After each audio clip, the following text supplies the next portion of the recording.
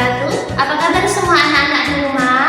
Semoga kalian di rumah dalam keadaan sehat, bahagia, dan tetap semangat. Hari ini anak-anak bersama Bu Iin akan belajar tema 5 ekosistem, subtema 3 keseimbangan ekosistem, pembelajaran yang pertama. Tetapi sebelum itu, mari kita berdoa terlebih dahulu. Berdoa, mulai. Berdoa, selesai. Anak-anak, tujuan pembelajaran kita hari ini adalah yang pertama, anak-anak mampu menentukan pokok pikiran dari bacaan teks non-fiksi dengan tepat.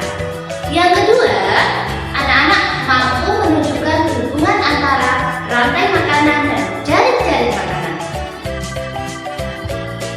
Anak-anak, mari kita mulai pembelajaran hari ini dengan membuka buku tema 5 ekosistem halaman 101 sampai dengan 102. Di sana ada teks yang berjudul Rantai Makanan dan Jaring-jaring Makanan. Silakan anak-anak membaca teks tersebut. Kita mulai dari paragraf yang pertama. Dari paragraf yang pertama ini dijelaskan bahwa tumbuhan mendapatkan energi dari matahari. Hewan mendapatkan energi dari tumbuhan atau hewan lain yang memakan tumbuhan. Makhluk hidup yang dapat membuat makanan sendiri disebut dengan produsen. Sedangkan makhluk hidup yang memakan makanan tanpa bisa membuat sendiri disebut dengan konsumen. Anak-anak bisa melihat contoh di bawah teks. Di sana, rumput sebagai produsen, sedangkan belalang, katak, dan ular sebagai konsumen. Rumput dimakan oleh belalang. Belalang dimangsa oleh katak.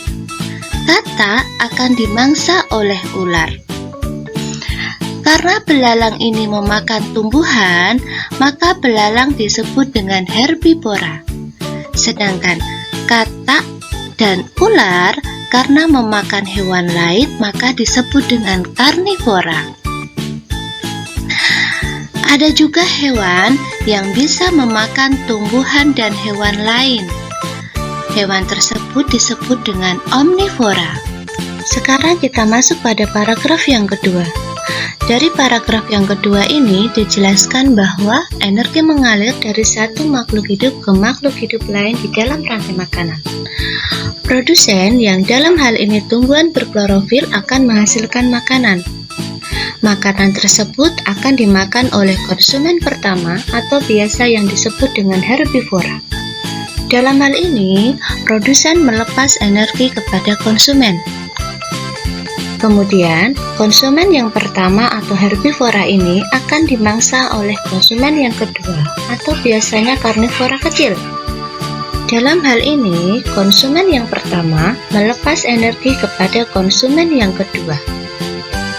Selanjutnya, konsumen yang kedua akan dimangsa oleh konsumen yang ketiga atau biasanya karnivora besar. Dalam hal ini juga, konsumen yang kedua melepas energi kepada konsumen yang ketiga, dan seterusnya sampai konsumen puncak.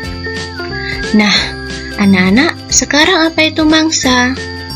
Mangsa adalah semua hewan yang diburu untuk dimakan oleh hewan lain. Mangsa akan diburu oleh pemangsa, atau yang disebut juga dengan predator. Nah, sekarang apa itu predator? Predator adalah konsumen yang berburu makanan. Anak-anak, sekarang kita masuk pada paragraf yang ketiga atau pada paragraf yang terakhir.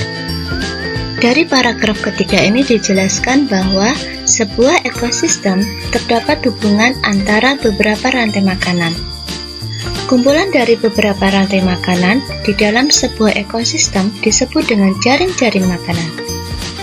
Anak-anak bisa melihat pada gambar di samping teks. Bagian atas merupakan contoh dari rantai makanan, sedangkan pada bagian bawah merupakan contoh dari jaring-jaring makanan. Sekarang anak-anak perhatikan pada jaring-jaring makanan. Pada jaring-jaring makanan, Satu jenis hewan dapat terlibat dalam beberapa rantai makanan. Demikian juga dengan produsen. Pada jaring-jaring makanan juga terlihat bahwa jumlah hewan yang terlibat semakin banyak, sehingga energi yang mengalir juga semakin kompleks. Pada jaring-jaring makanan dimungkinkan terjadi persaingan antara makhluk hidup, baik di dalam rantai makanan maupun di dalam jaring-jaring makanan. Anak-anak, menarik bukan bacaan yang telah kalian baca tadi? Sekarang kegiatan kita selanjutnya adalah menentukan pokok pikiran dari paragraf. Caranya bagaimana? Kita ikuti langkah-langkah yang ada di sebelah kanan. Yang pertama, membaca seluruh bacaan dalam sebuah paragraf. Yang kedua, memahami isi bacaan dalam paragraf. Yang ketiga, menemukan kalimat utama dalam paragraf. Dan yang keempat, menentukan pokok pikiran yang terdapat dalam kalimat utama dengan menemukan inti kalimat atau bagian subjek dan predikat dari kalimat utama. Nah, sekarang mari kita mencoba menemukan pokok pikiran dari paragraf yang pertama. Anak-anak, sekarang mari kita tentukan pokok pikiran dari paragraf yang pertama. Tetapi sebelumnya kita baca dahulu ya isi dari paragraf tersebut. Kebergantungan antar makhluk hidup dan lingkungannya menjadi bagian dari kehidupan di dalam sebuah ekosistem. Tumbuhan mendapatkan energi dari matahari. Hewan mendapatkan energi dari tumbuhan atau hewan lain yang memakan tumbuhan. Tumbuhan berhijau daun mampu membuat makanan sendiri. Makhluk hidup yang dapat membuat makanan sendiri disebut produsen. Banyak jenis makhluk hidup yang tidak dapat membuat makanan sendiri. Mereka mendapatkan energi dari makanan yang mereka makan. Makhluk hidup yang memakan makanan tanpa bisa membuat sendiri disebut konsumen. Beberapa jenis konsumen memakan tumbuhan. Konsumen ini dinamakan herbivora. Konsumen yang memakan hewan sebagai sumber energinya dinamakan karnivora. Ada juga konsumen yang memakan baik tumbuhan maupun hewan yang dinamakan omnivora. Nah, setelah kita baca isi dari paragraf pertama, maka dapat diketahui kalimat utamanya terletak di mana? Ya, kalimat utamanya terletak di awal paragraf. Dari kalimat utama ini, kita tentukan pokok pikiran dengan cara mencari inti kalimat atau bagian subjek dan predikat dari kalimat utama. Setelah mengetahui inti dari kalimat utama paragraf ke-1, maka pokok pikiran dari paragraf ke-1 adalah kebergantungan antar makhluk hidup dan lingkungannya menjadi bagian dalam ekosistem. Anak-anak, bentuk kebergantungan antar makhluk hidup dalam ekosistem diperlihatkan dalam rantai makanan dan jaring-jaring makanan. Mari kita lihat contoh dari rantai makanan dan jaring-jaring makanan yang ada pada ekosistem kebun di bawah ini. Kita mulai dari rantai makanan. Tanaman kembang sepatu akan dimakan oleh ulat. Ulat akan dimangsa oleh burung pipit. Burung pipit akan dimangsa oleh burung elang. Kemudian, elang akan mati dan diuraikan oleh bakteri. Sekarang kita lihat pada bagian kanan, yaitu pada contoh jaring-jaring makanan. Tanaman kembang sepatu akan dimakan oleh ulat. Ulat akan dimangsa oleh burung pipit. Burung pipit akan dimangsa oleh burung elang. Selain tanaman kembang sepatu, di dalam ekosistem kebun kita ambil contoh tanaman sawi. Tanaman sawi akan dimakan oleh ulat, belalang, dan tikus. Kemudian, belalang akan dimangsa oleh burung pipit dan katak. Katak dan tikus akan dimangsa oleh burung elang. Burung elang kemudian akan mati dan diuraikan oleh bakteri. Anak-anak bisa lihat di sana bahwa rantai makanan merupakan bagian dari jaring-jaring makanan.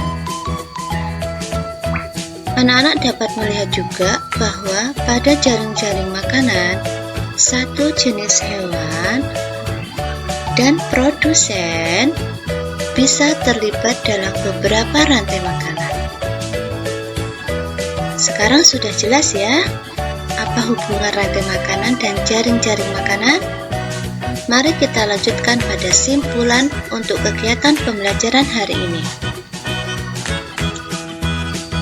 Anak-anak, dari kegiatan yang telah kita lakukan tadi, maka dapat diambil simpulan.